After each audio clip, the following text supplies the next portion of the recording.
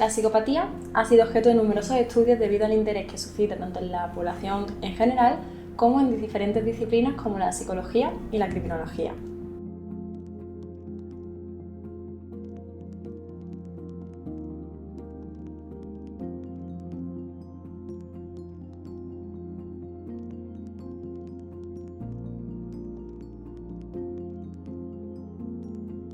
A pesar de lo que comúnmente se piensa, la psicopatía no es un trastorno, no se encuentra reflejado en ninguno de los manuales diagnósticos y tampoco cumple los criterios para llegar a ser un trastorno, porque entre uno de los motivos es que el psicópata realmente no siente ningún malestar, que es una de las cosas que tenemos en cuenta para poder diagnosticar.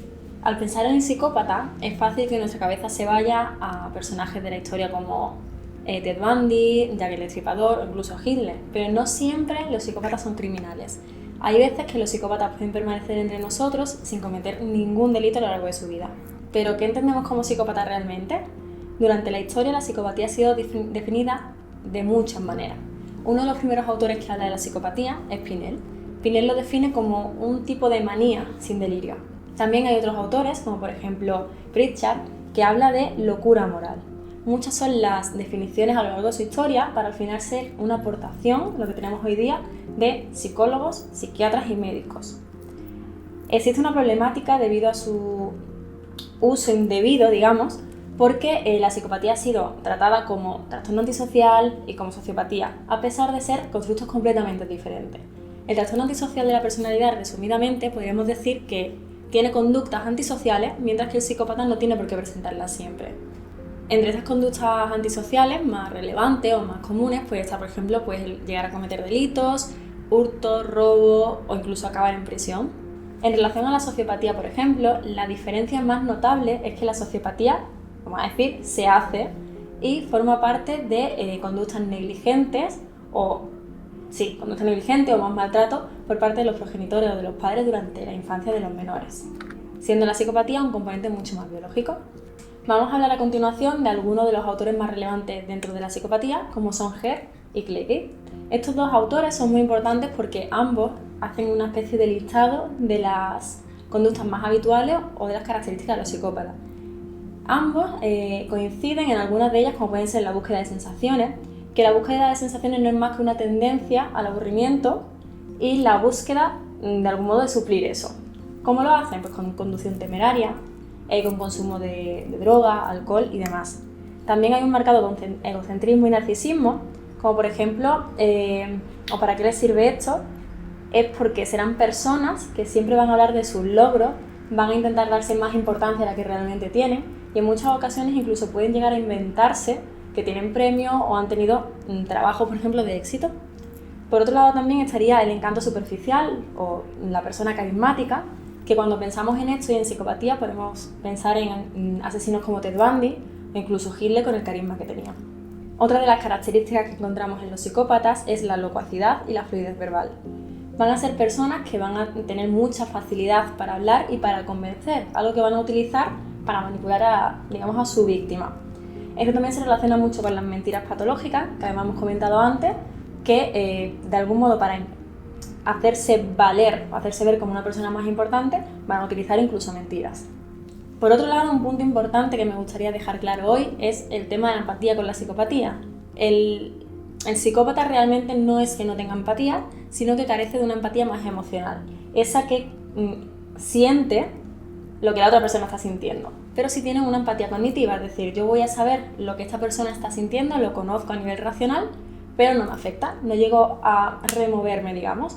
Esto iría muy relacionado también con la falta de culpa y la falta de remordimiento del psicópata. Además, suele ser muy habitual en el psicópata que haya una especie de antecedentes sobre delitos. Por ejemplo, suelen empezar a delinquir en la juventud o incluso suele haber en su infancia maltrato animal. Suelen ser niños o niñas que maltratan a los perros, juegan a matar a los insectos, a los bichos, de manera como más pausada y más haciéndoles sufrir más. A pesar de ello, hay que recordar que la psicopatía no es se tiene o no se tiene, sino que forma parte de una línea gradual, es decir, hay diferentes grados de psicopatía. De hecho, hay muchas profesiones que tienen rasgos psicopáticos, como pueden ser la policía o cuerpos de seguridad en general, bomberos, incluso médicos y cirujanos. Con el desarrollo de la neurociencia se ha producido un gran avance en relación a la psicopatía, lo que sabemos actualmente sobre cómo funciona el cerebro del psicópata y qué alteraciones presenta en comparación con un cerebro, digamos, normal. Algunos estudios, como por ejemplo de gemelos y adopciones, han observado que existe una gran influencia de la parte genética o de la carga genética, especialmente o concretamente en un 40%. También se ha observado con estos estudios que el ambiente de la persona llega a modular la aparición o no de ciertos rasgos psicopáticos.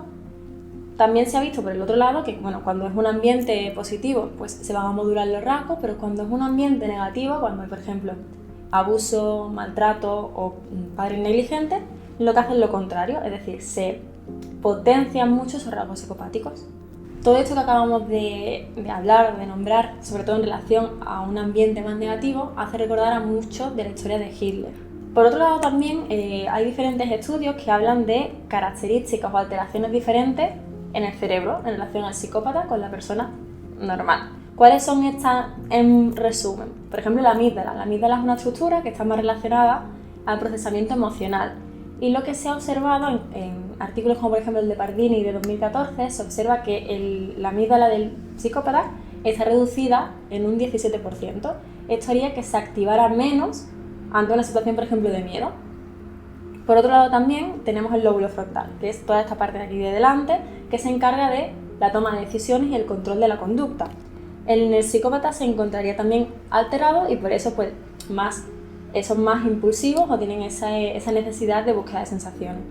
Por otro lado, el hipocampo, que estaría más relacionado con la memoria, trabaja muy unido con la amígdala que hemos comentado antes y lo que hace es que cuando el procesamiento disminuye, es decir, su activación es menor, hace que el psicópata no pueda de algún modo relacionar experiencias pasadas con emociones. Eso hace que tenga remordimientos o incluso que se relacione mucho con la empatía. Como podéis ver, la psicopatía es un tema que me apasiona, por lo que seguramente haya más vídeos próximamente. Si os interesa algún aspecto en concreto, podéis incluso pedirlo.